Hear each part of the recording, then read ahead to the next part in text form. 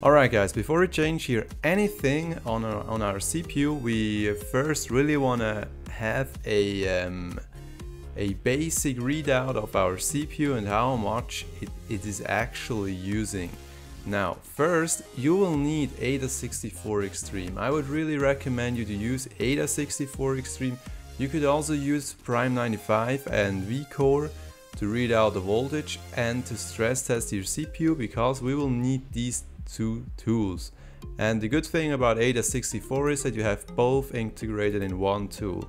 So first we will open up AIDA64 CPU ID, and here we can read out some basic information about our CPU. The very important information for us is the core voltage. We have here the core voltage. It is very low right now because our CPU is not under stress. What else do we need? I have an Asus board, and it really depends on what manufacturer and brand you have. I have Asus and they have the AI utility. In my opinion, it's a very useful utility.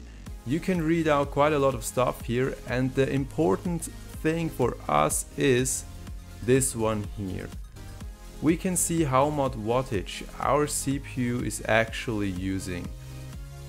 And we will use this readout to compare our CPU at standard values and our CPU when under voltage, just to see how much wattage we actually improved.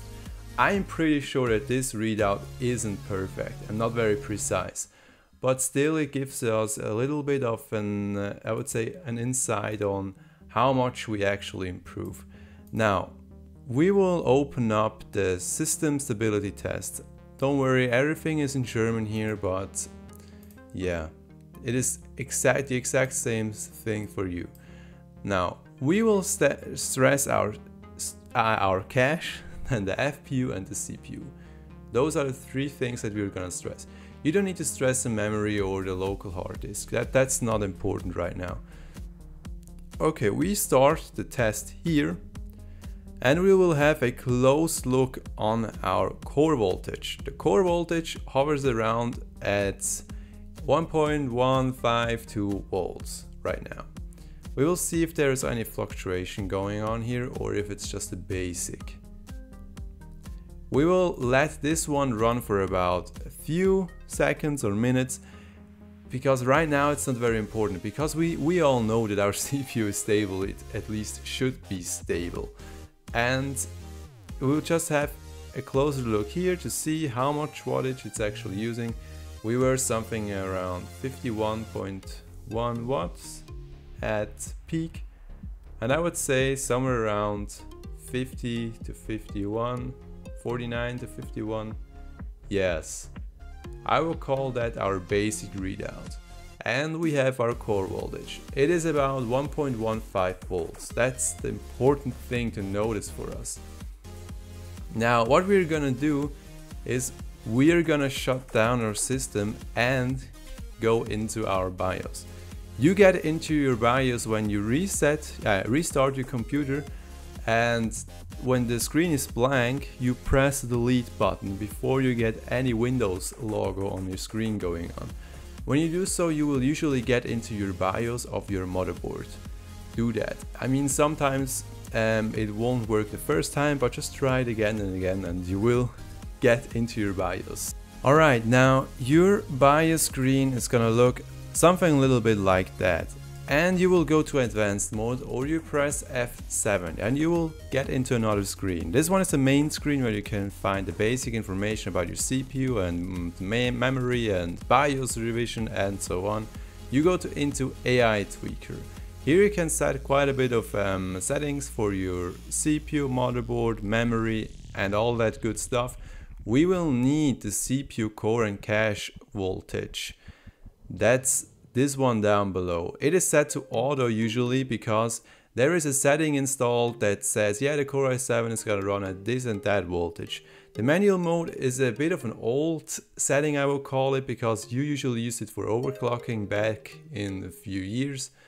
And we go for the offset mode, because the offset mode applies or takes a bit of voltage away. It really depends on your setting that you're gonna set.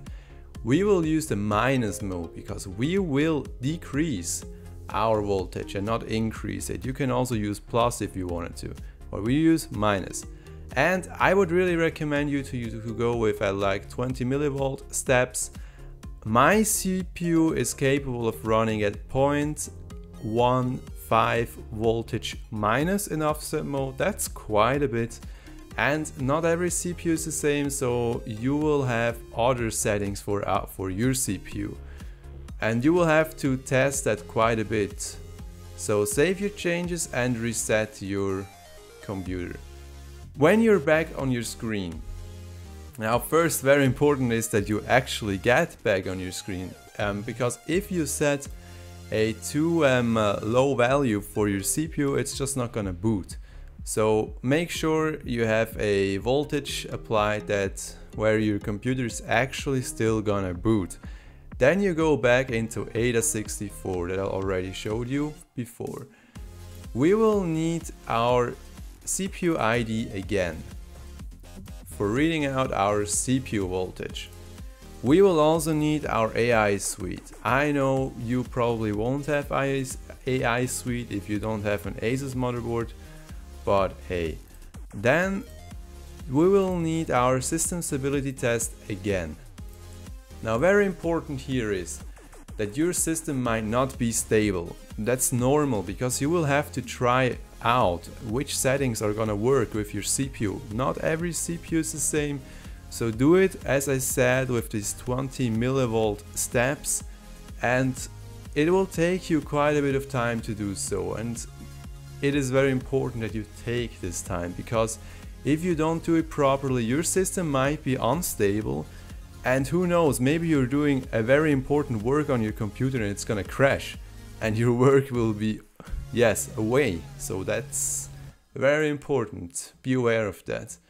Now we're gonna run our stability test. I would highly recommend you to run this stability test for at least an hour if it's stable.